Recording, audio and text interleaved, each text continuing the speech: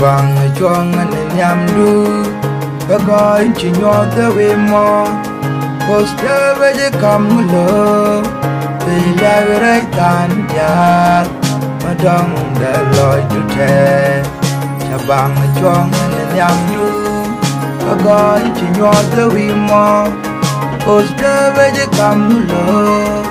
te ya re tan ya ma dong the loy to te đừng dal kan ka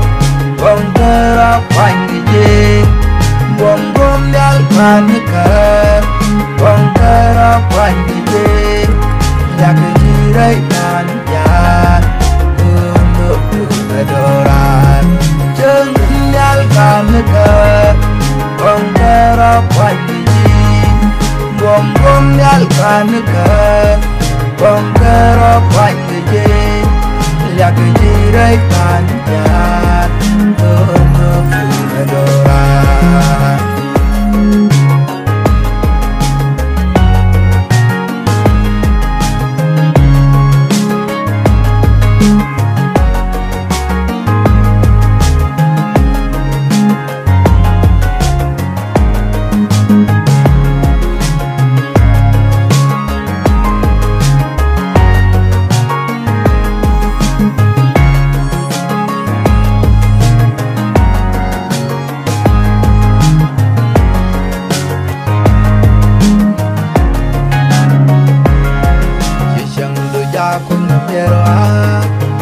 chúc chẳng cần lên đi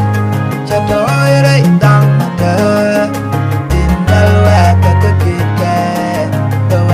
nhắm đùa và đòn thì chẳng đôi ta cũng là về hoa chúc chẳng cần lên đi cha đói đấy tăng cơ tin đâu cả cái kia kẻ đâu nhắm đùa và đòn chừng nhau khai cơ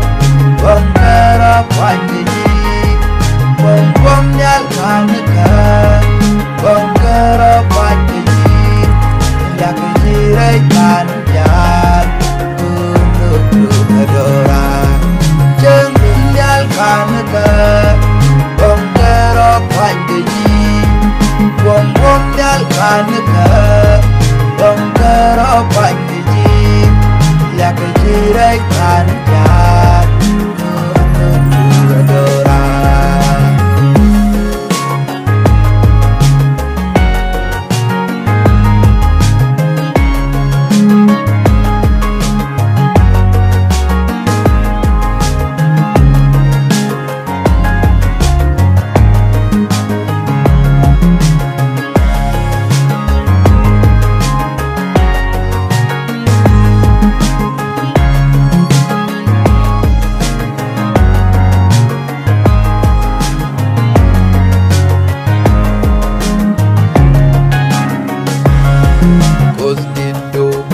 Charco